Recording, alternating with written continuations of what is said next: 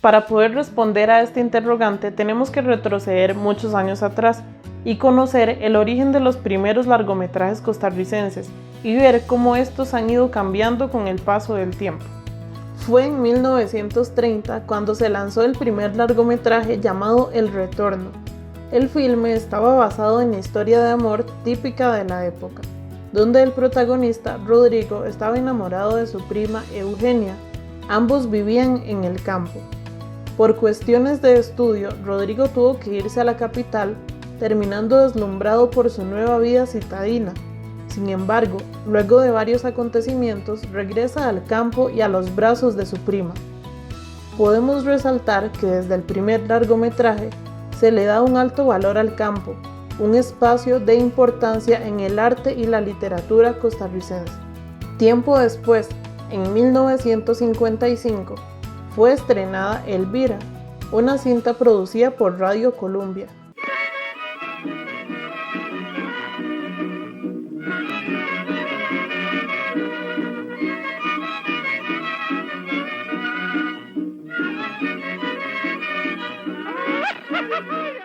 Relata la historia de amor de Elvira, una joven adinerada que se enamora de Alberto, uno de los trabajadores de su casa.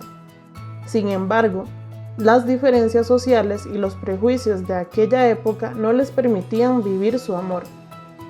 Ese mismo año llegó al cine la película Milagro de Amor, con un libreto de Carmen Carvajal. Esta producción buscaba retratar la vida rural y las costumbres de los costarricenses en aquellos años.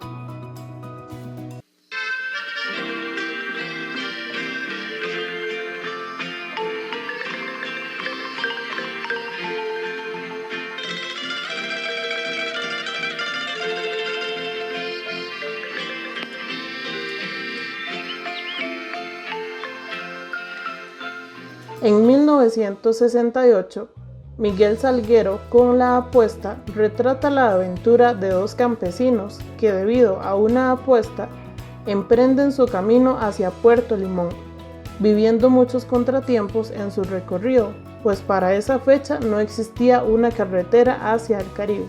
Llegamos a los años 80, con una historia de terror y romance llamada La Cegua, basada en una obra de teatro de Alberto Cañas Escalante.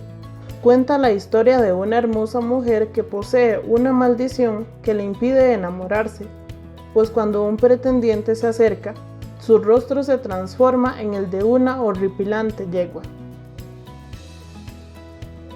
Continuamos con el cine costarricense, que hasta el momento observamos un sello auténtico, pues son historias propiamente nacionales. Este es el caso también de la producción Los Secretos de Isolina, estrenada en 1986. Esta obra muestra la vida de los habaneros y su arduo trabajo en las tierras guanacastecas. Cerramos esta década con la película Eulalia en 1987, una joven que fue criada en una familia campesina con un padre machista, quien no soporta que la belleza de su hija es admirada por todos los hombres del pueblo, y por esto decide enviarla a trabajar como empleada doméstica en la capital. Pero ¿qué ocurre en la actualidad? ¿Seguimos teniendo ese sello auténtico o un patrón globalizado? Nuestro cine costarricense ha respondido más a patrones globalizados, más que propios. Sin duda alguna es una narrativa más universal, principalmente las películas comerciales que llegan a los cines, aunque rescato que han habido esfuerzos de un cine más de autor, pero sí, ese es un cine que no tiene tan buen recibimiento de parte del público general. La llegada del siglo XXI trajo algunos cambios al cine costarricense, pues las historias tomaron un rumbo hacia una industria más globalizada. Esto significa que aunque las películas son producidas en Costa Rica, sus historias ya no están basadas en las costumbres y la vida de los ticos, sino en una realidad más generalizada. En 2001, la producción cinematográfica Asesinato en el Meneo inició con este patrón globalizado. Este filme nos cuenta la historia del asesinato de un político y empresario muy reconocido, y cómo dos detectives torpes se hacen cargo del caso, un claro ejemplo de una película apegada al estilo hollywoodense. De esa fecha en adelante se han producido en Costa Rica más de 70 películas y su gran mayoría siguen este patrón.